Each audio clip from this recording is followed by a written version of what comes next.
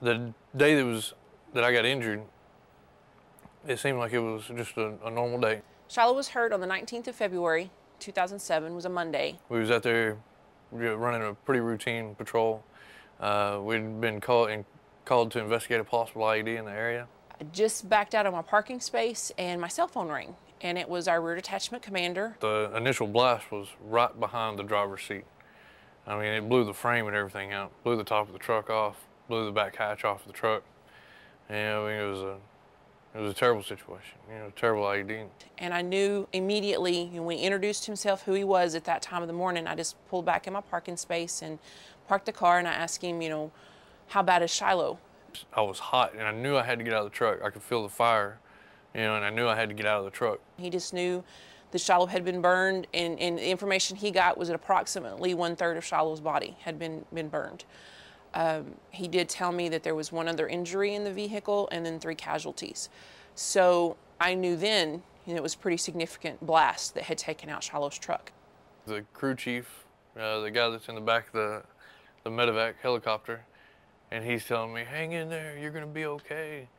And in my mind, I'm still in combat mode. I'm like, I know, I'm like, I'm fine. I had no idea. I had no idea. I kept asking where my soldiers were because I could hear my driver. I could hear Adam, and I was asking him, where's my soldiers? Why aren't they on the helicopter? I asked the doctor one last time. I said, you know where my soldiers are? And he looked at me and he said, you'll find out in a couple of months. And that's when I was induced into a coma.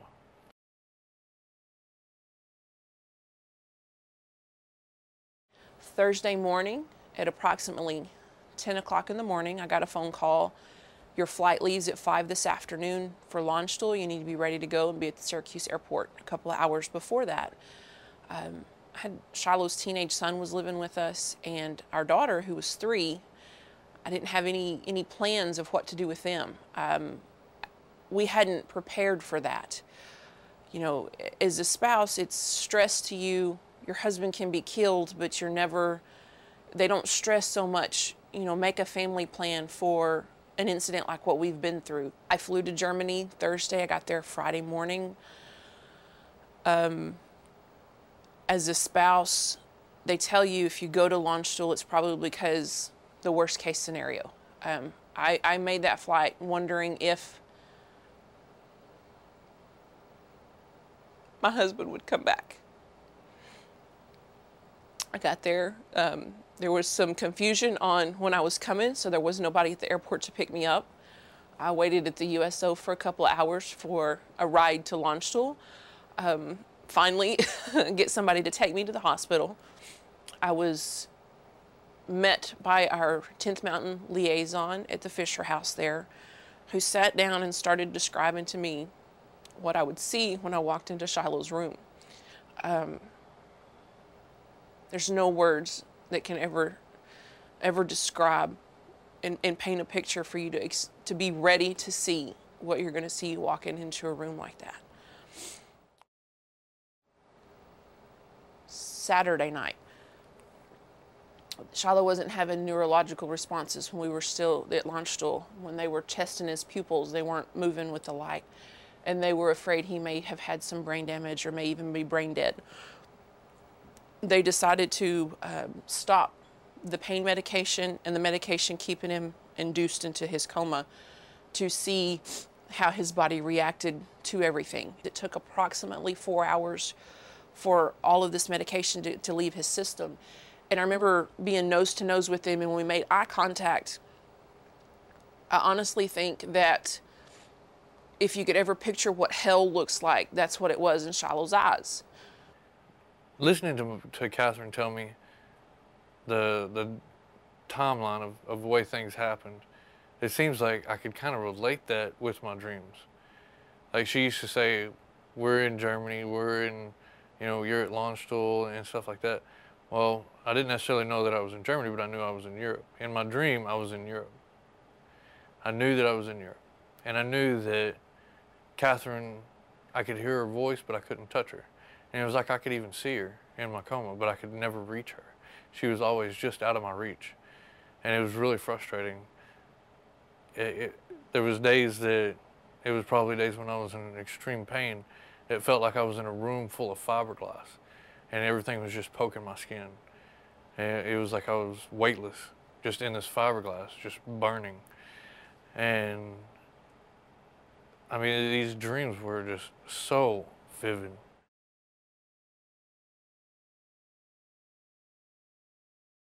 When we left Launchstool, we got in a C-17 and flew back to the States. It was Shilo and 2 other patients on the flight. He was the most seriously injured. This whole time he's medically induced in a coma. I rode the ambulance from San Antonio Airport to BAMC. I was sitting in the front seat. I had 2 suitcases in my lap because there's not much room in the front seat of an ambulance. I remember arriving at BAMC, going through the emergency room, up the elevator to the 4th floor to the burn unit, and somebody told me, there's a waiting room. Somebody will be with you in a couple of hours. That was before we had the WTB, before you had an NCO to meet you as a family at the airport, before we had any of that stuff established. I was sitting in the waiting room by myself at midnight, waiting for someone to come tell me what was going on with Shilo.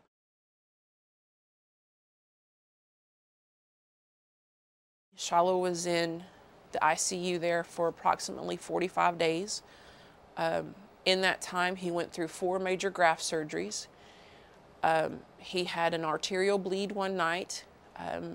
They pretty much replaced his blood. He went into acute renal failure twice and was on a machine called continual renal replacement therapy, or CRRT. He was on a week both times. 3 to 4% of the people that put on that survive. So for him to have been on it twice and made it is a miracle in itself. Once he left the ICU, he went to 4 East, which is the step-down ward. He was in there for 17 days. While he was in that ward, I shadowed the nurses to learn how to take care of his wounds. I watched them, as they did stuff with him, but for a week I came in the mornings when they actually bathed him and did the full wound care. And it took, when he got out of the hospital, it took me on average 4 to 6 hours a day to do his wound care. He could not feed himself. He couldn't do anything for himself. He couldn't even bend his arm to touch his nose. Probably the worst day was when they came in and I was stuck to the bed.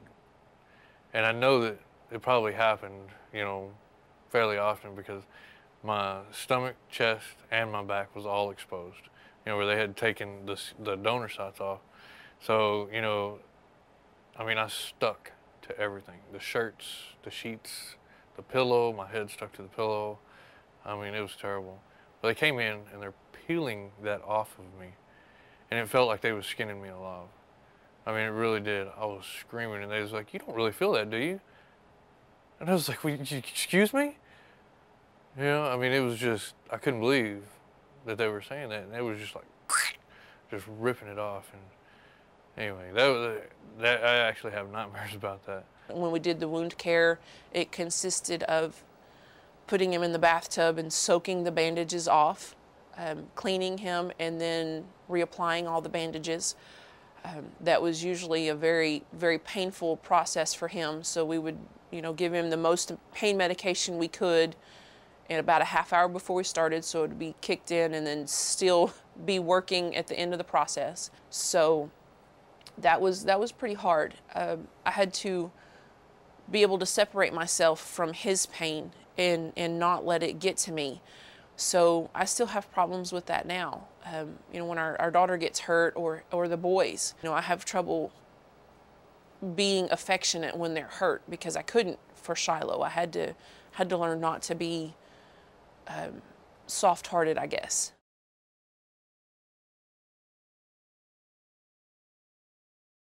Still at this point, we didn't have the kids with us.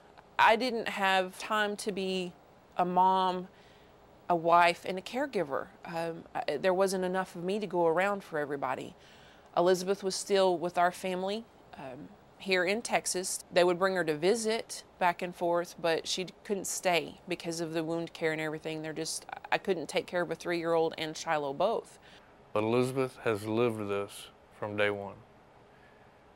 She's lived it from day one and experienced me coming and going out of surgeries. She's seen the before and afters. She's had to see me at my worst. She's seen me on my better days. And it's been really trying for her. The first time Elizabeth saw Shilo, at first she hid behind me and kind of looked around. She was scared to go up to him. She didn't want to hurt him. Well, then we got her to sit in his lap, and she was okay with that. Well, then when she realized that she could give him or hold his drinks for him, that became her job. When she was around, nobody touched a drink. It was Lizzie's job. So that made her feel very important and gave her a purpose in his recovery. So that was her big thing. With all of the children, Catherine and I have to take special attention and special time sometimes to make sure that we're addressing the children's needs. But a lot of people take for granted that the kids are just flexible. Oh, well, they don't understand, they don't know. Well, the kids do know. They know something ain't right. You know, they definitely know something's going on. They may not know the questions to ask. They may not know how to say certain things. They may not know how to express themselves when they're scared, angry, or otherwise in this particular situation. So Catherine and I, it was like one day, it was just like a revelation, you know. We're like, well, Elizabeth, what do you think? You know, and you'd be surprised at the answers sometimes. If there's kids around, kind of get to know the kids. See if there's something the kids need, because that was something early on for us. That was there wasn't a lot of questions. How is your kids doing? It was all focused on Shilo and I, and it made a significant impact in us. If somebody asked, "How are the kids? Do your kids need anything?"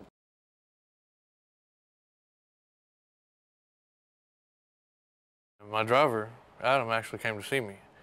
I was in the hospital room, and he came in. Of course, he was beside himself. You know, he was upset, blaming himself. Probably had been blaming himself the whole time. I told Adam, it's not your fault. You know, we all knew the risks. We was all doing our job. We was doing the right thing.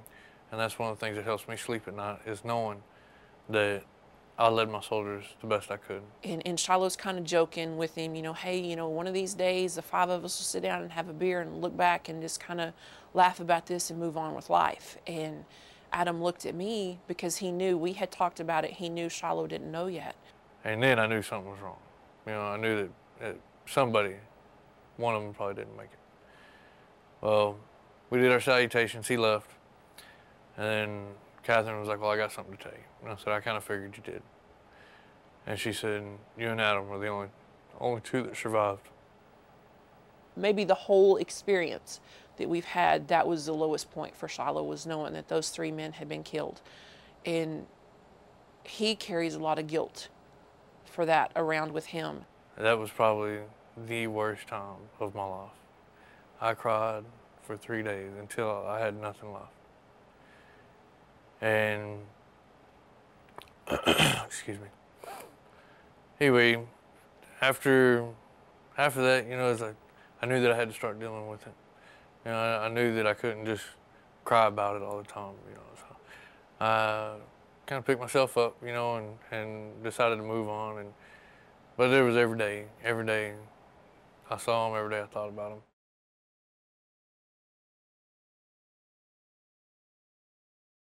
I remember one day before he had learned to feed himself, we were sitting there and we were both, you know, neither one of us had expected to be in the position we were in. I'd never expected to take care of my husband, and he never expected to be a 33 or 34-year-old man that couldn't do anything for himself.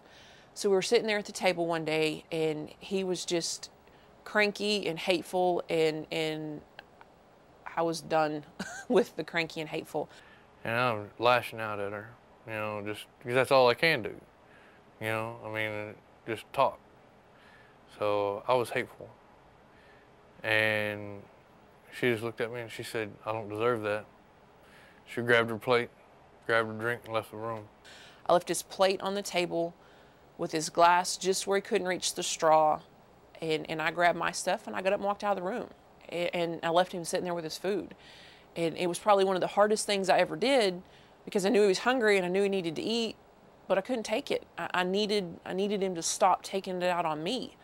And I couldn't do nothing. I couldn't feed myself. I couldn't even get a drink. And she didn't come back in for a little while.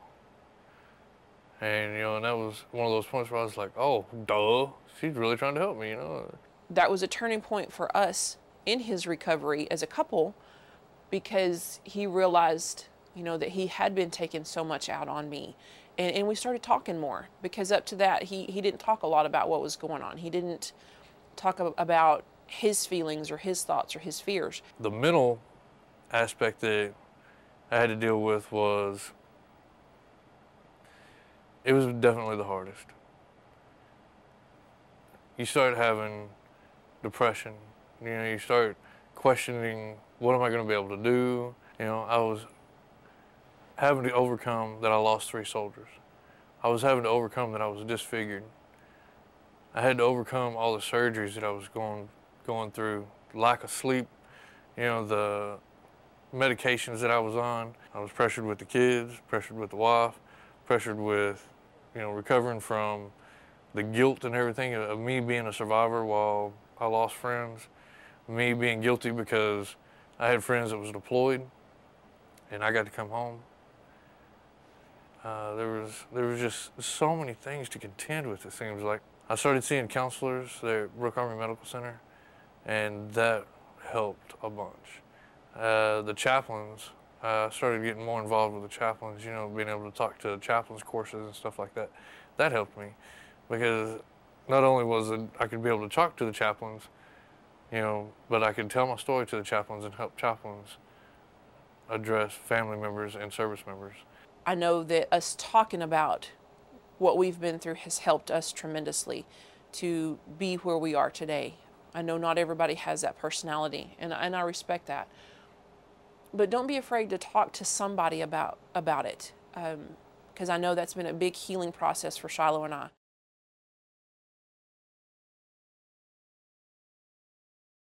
I actually feel like I kind of trained some of the squad leaders, you know, in what they were doing. And I don't know, the biggest thing that I told them was just be understanding. You have to know your soldier. I had a girl call me one time, and I know what she did is they probably gave her a folder. They said, this is your soldier, and it was Staff Sergeant Shilo Harris, whatever. And she called one day and started yelling at me, thinking I was Sergeant Harris because I was answering Shilo's phone number, and I wasn't making formation. And she was chewing me out for it. So I told Shilo about it. She didn't even be talking to anybody like that, much less my wife. She dang sure didn't even be talking to me like that. It was unprofessional. So I went in there and I asked the platoon sergeant, I said, hey, I said, where's the, you know, Sergeant, what's her name? And he said, actually, he said, I think she's trying to hide from you. And so we got her. And the first thing she did was just come up and was like, I'm so sorry. I'm so sorry.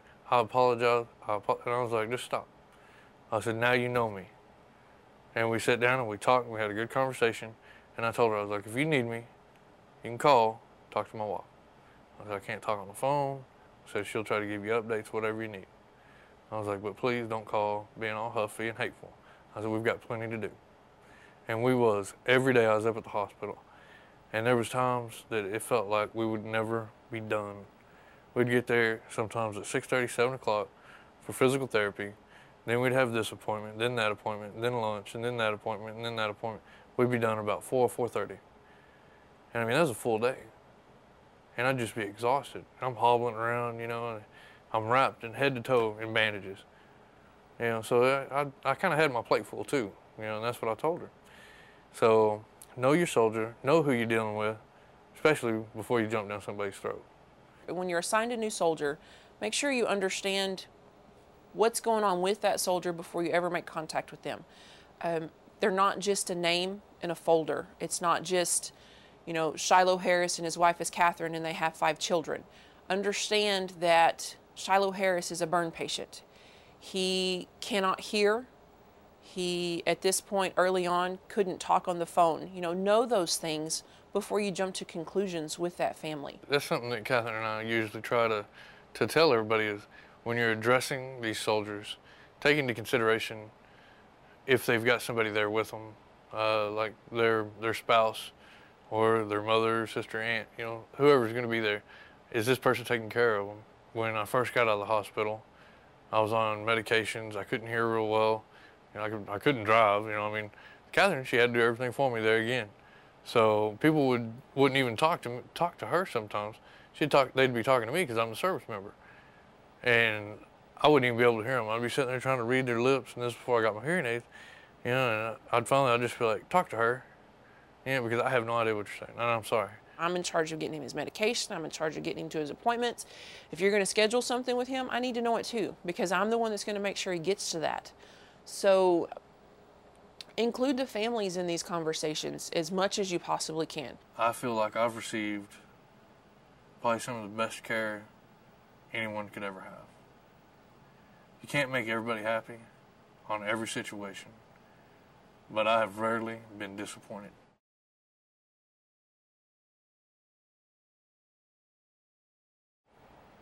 It seems like every step of the way you go through phases.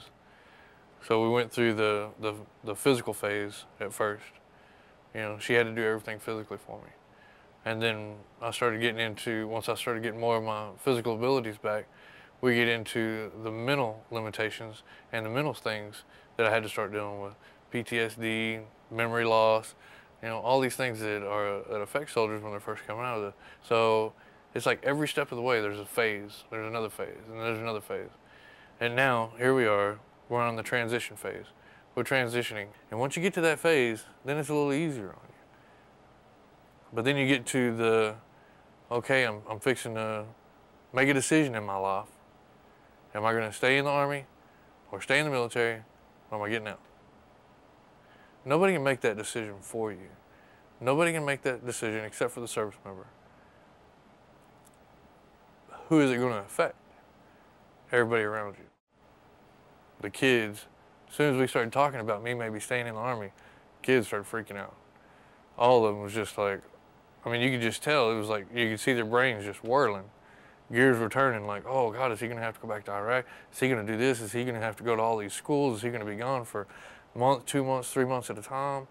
You know, you could see all of that stuff coming back to him. And of course, my wife, same way. We literally spent half of our marriage apart. So with all that being said,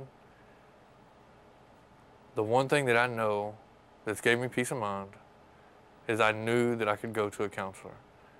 I've been to counselors at high stress times, at peaks. I would either find a preacher, civilian preacher, a chaplain, or a paid professional to go and spill it. And I would go and talk to them and get it off my chest, and 90% of the time, that helped. It made a world of difference.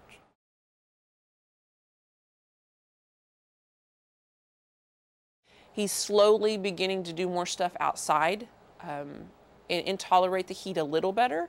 You know, he'll play for a day and then rest a couple. So we're kind of learning, you know, that's what we've got to do. If he's going to play for a day outside in the heat, then we know for the next couple of days we can't really do much, which, you know, that gives everybody a chance to recoup. But it's limits that we've had to learn to keep him going and not getting sick. I had to get to a point in my marriage and in my relationship with my wife where, okay, we're comfortable now. With the kids are, okay, they've accepted Dad's got limitations. Now, it doesn't always make them happy that I can't go outside and play with them like I used to, but everybody's kind of learning and accepting. We both try to give back to the community, to give back to the military community as well as the civilian community, help bring awareness to not just people injured like Shilo physically, but the ones that are mentally injured as well. You know, when I'm talking to soldiers, I try to tell them, you have to look at everything that God gives you as a gift. It may not always be the gift that you want, but you have to take what you get sometimes and turn it into something else. And that's kind of what I've done. You know, there was times when I would look in the mirror and think, did this really happen to me? Is this really me that I'm looking at? And as vivid as my dreams were when I was in my coma, I sometimes wonder, am I going to wake up and all this be gone? You know what I mean? But I've really come to terms with it because I am who I am. The situation that we've been put in, it would have been just as easy to let it guide our life into a negative and into turmoil and all the negative things that you can imagine. But we've taken what happened to Shilo and we've turned it into a very positive thing. Actually, I consider myself a stronger person now, a better person, because I don't take so much for granted. And I feel like I'm a better father. I feel like I'm a better role model for my family because of the things that I've pushed myself to do and accomplish. And other soldiers have that. They have it. All they have to do is tap into it and use it. Respect the family for the situation that they're in. Never look at a spouse or a caregiver and say you understand what they're going through, because until you've been in that spot, you never can. Allow them to have that anger. Allow them to have that fear, the anxiety that comes with it, because that's part of the healing process. Every injured service member, every injured soldier, I think that they should know that it will get better. It may not be easy. It's going to be a lot of work. But things will get better. And today, you may think this is the end, but it's not. It's just the beginning. Everywhere we go, people want to know, who we are, so we tell them, we are the Harrises, the mighty, mighty Harrises, the rough, tough Harrises, and we know how to roll, and we know how to roll.